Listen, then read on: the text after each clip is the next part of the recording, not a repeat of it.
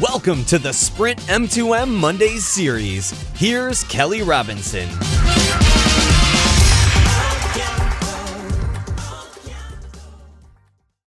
My name's Kelly Robinson. You're joining me here from the Sprint headquarters campus in Overland Park, Kansas. Today, we are going to explore EMV and the transition to Europay MasterCard Visa standards at point of sale. Our guests include our own Sprint Solutions Engineer, Jim Berkowicz, who is a certified Smart Card Alliance member. He will cover the working knowledge of smart cards, background, and the backdrop of NFC technologies that are used in EMV. Jim, I'd like to turn it over to you now. Thank you, Kelly. I'm here to talk to you today about something called EMV, otherwise known as chip and pin technology.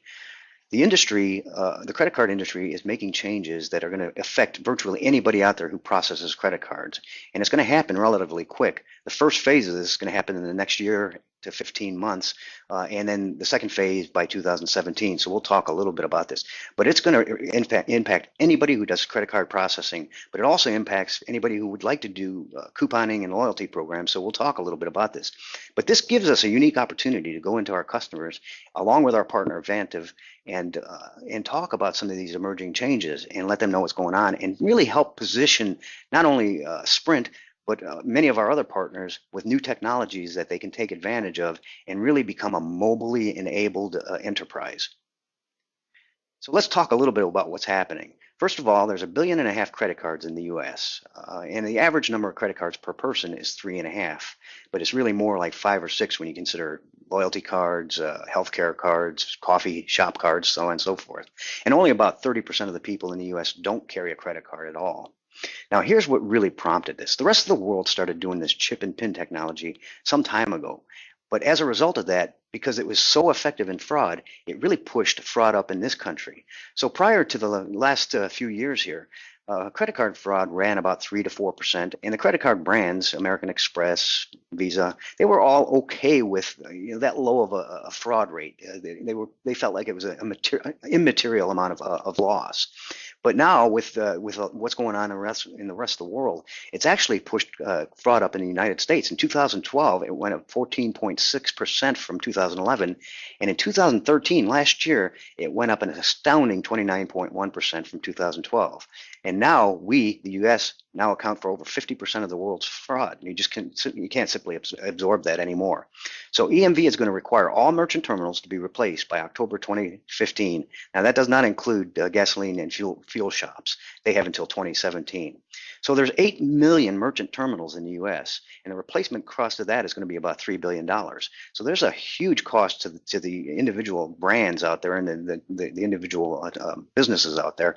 But not only that, the cost of credit cards, as I said, there's 1.5 billion credit cards out there. It costs about $1 each for those credit cards to be issued. That's going to jump up to $3 to $4 each because of the chip and pin technology that it has to absorb.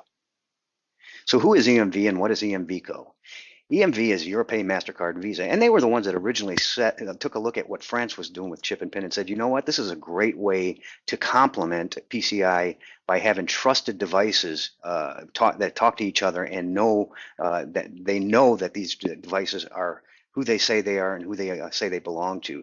So they came up with EMVCO, which now includes Amex, Discover, JCB, Europay, all of these different brands, and they've developed these ISO standards and technical specs, not only for the card readers, but for the cards themselves. And not only that, it also handles the transactions. We'll talk about what makes the transactions so unique. So when I talk about a smart card, I'm also talking about devices, and that's what's in it for Sprint, is that our smartphones can do exactly what these smart cards do with the NFC chips that are in them. They've got universal circuit chips in there that can act as a credit card. It can act as a door badge. It can act as a lot of things. And that's really where this thing is going, is that we're going to see a lot of this functionality, e-purses and things like that, built into our devices. And people will start using their devices more for some of these things like credit card payment, smart card for e-purse and things like that. So there's about 3.5 billion smart cards out there already in the world, very few of them in the United States.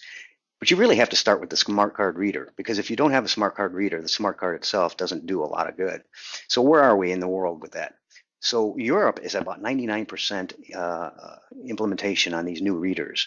Africa is about 84%. Asia Pac is about 77%.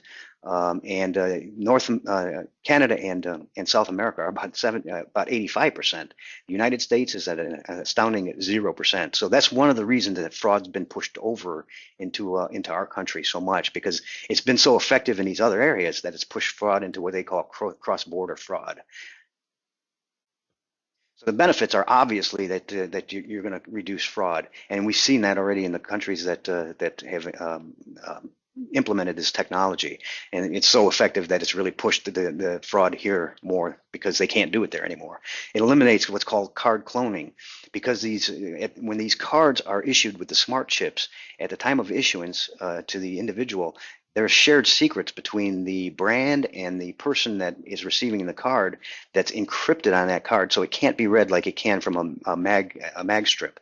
It eliminates skimming. Skimming is, and I'm sure you've heard of this, where you go into a gas station, you pay for your gas, somebody records that transaction and then turns around and replays that to the brand and going to a different bank account, and they skim that card, that information, and they just basically re-record it and play it back. So it eliminates that too, because what happens is each one of these cards, not only does the card and the reader verify and validate each other and has that trust, but each and every transaction will have a unique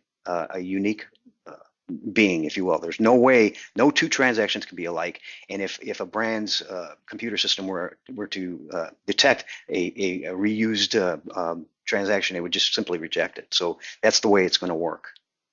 So it doesn't only have impact on credit cards. It also on healthcare. These smart devices can be used for credit card. For instance, in France, System Vital, there's about 8 million providers, physicians, nurses that have cards, and about 40 million patients that have cards. So you can see where it'd be effective in reducing fraud there.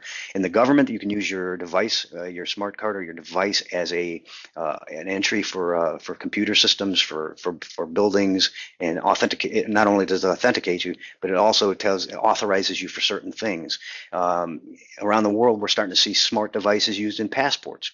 Again, you can't clone a device with a smart card in it, and then smart driver's licenses in India.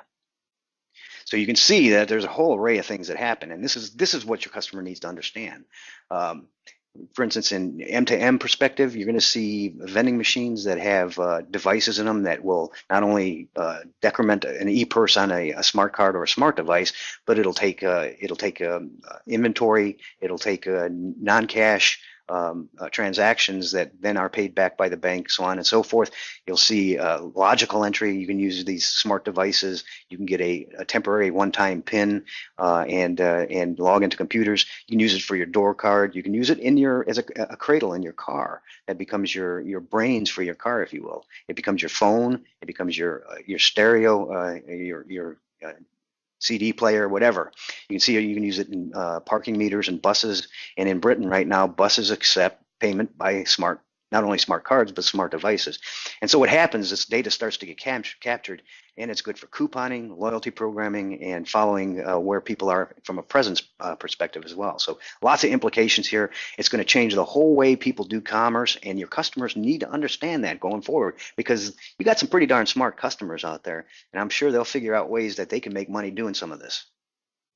So where are we with this? As I said, by October 2015, there's going to be a merchant fraud liability shift. And what that means is that the brands themselves, if you haven't put in these new chip and PIN card readers, the brands are not going to be responsible for any fraud. The individual merchant would be responsible for that fraud.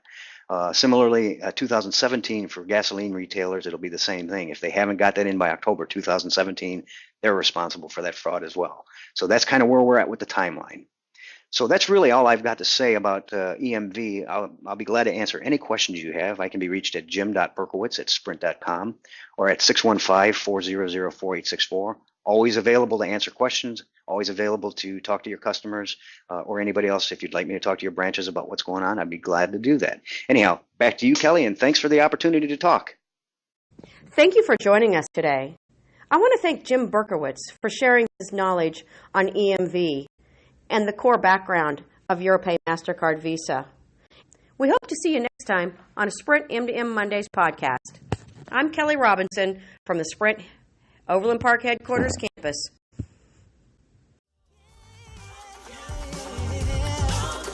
Thanks for listening to the Sprint M2M Monday series with Kelly Robinson. We'll see you next time.